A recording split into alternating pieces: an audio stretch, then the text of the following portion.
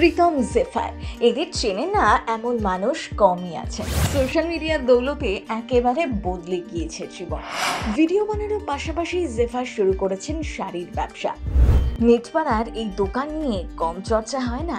Social মিডিয়ার পরিচিতিকে কাজে লাগিয়ে দুখানা শোরুম খুলে ফেললেন জেফার। প্রীতমকে আর খুব বেশি ভিডিও করতে দেখা যায় না, কিন্তু কেন? সব সামলাতে গিয়ে কি তাহলে আগের মতন ভিডিও করা হচ্ছে না? সোশ্যাল মিডিয়ায় এখন তাদের অনেক বড় পরিবার। জানেন শুরুটা কিভাবে হয়েছিল?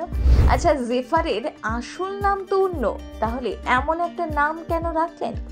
প্রীতমের সঙ্গে বিয়ে নিয়ে কত ন্যাকামি জানেন। জেফার কিন্তু পড়াশোনায় ভীষণ ভালো ছিলেন। বাবা মা চাইতেন মেয়ে শিক্ষিকা হোক। জেফারের ইচ্ছে ছিল নাচ নিয়ে গড়ো। এখন অনেক টাকার মালিক। মাস গেলে কত রোজগার করেন প্রীতম জেফার? শুরুটা হয়েছিল টিকটক দিয়ে, এখন তিনি বিখ্যাত ইউটিউবার। সোশ্যাল মিডিয়ায় তার 8খানা পেজ। প্রীতম এবং জেফারের কমেডি বহু মানুষের প্রিয়। এখন অবশ্য সেই ছক ভেঙে নতুন ব্যবসা শুরু করেছেন। তাদের একটা শাড়ির বিজনেস আছে, নাম জেফা ইন্টারন্যাশনাল। রমরমিয়ে চলছে সেই ব্যবসা, পাশাপাশি ইউটিউবের কাজও চলছে। কিন্তু আগের মতন আর অত কমেডি ভিডিও করতে দেখাই যায় না এই জুটিকে। অফলাইন অনলাইন অনেকেই শাড়ি কেনেন জেফারের কাছ থেকে। অনেকে তার দোকানের শাড়ি নিয়ে কটু কথা বলেন, অনেকে আবার প্রশংসাও করেন। তবে কে কি বললো তাতে খুব একটা পাত্তা দেন না জেফাররা। চুটিয়ে ব্যবসা করছেন, ইউটিউবার থেকে একজন সফল ব্যবসায়ী। জেফারের বাবা স্কুল শিক্ষক, তারা 2 বোন।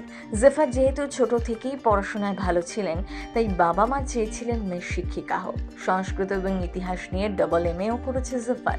তবে তিনি কোনোদিনই শিক্ষিকা হতে চাননি, চেয়েছিলেন নাচের দিদিমণি হতে। তবে কোনোটাই আর হয়ে ওঠেনি। লকডাউন বদলে দিয়েছিল তার জীবন। সোশ্যাল মিডিয়ার দৌলতে এখন অনেক টাকার মালিক জেফার। সোশ্যাল মিডিয়ার মাধ্যমেই প্রীতমের সাথে আলাপ, তারপর বিয়ে। সেই বিয়ে নিয়েও কত ট্রোলিং। এমনও শোনা গিয়েছিল তারা নাকি একাধিকবার বিয়ে করেছেন। সে যাই হোক, এখন দুজনের সুখী সংসার। দিনে নাকি 21 ঘন্টা কাজ করেন জেফার। কন্টেন্টের তিনিই দায়িত্বে, আর প্রীতম এডিটিংটা সামলান। শাড়ির ব্যবসা থেকে এখন মোটামুটি ভালোই আয় হয়। ব্যবসা এবং ভিডিও সব মিলিয়ে লক্ষ লক্ষ টাকা রোজগার করেন। নেটিজেনদের অনেকেই বলেন মেয়েটা বড্ড ন্যাকা, কিন্তু সেসবে কান দেন না জনপ্রিয় এই বাঙালি ইউটিউবার। জানেন এই মেয়েটার আসল নাম কিন্তু জেফার নয়, তার নাম চন্দ্রিমা মুখার্জি, ডাকনাম চাঁদ। কিন্তু এই নামে খুব একটা পরিচিত নন।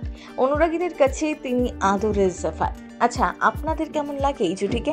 আপনি কি জেফা ইন্টারন্যাশনাল থেকে শাড়ি কিনেছেন? জানান কমেন্ট বক্সে। প্রথম বাংলা।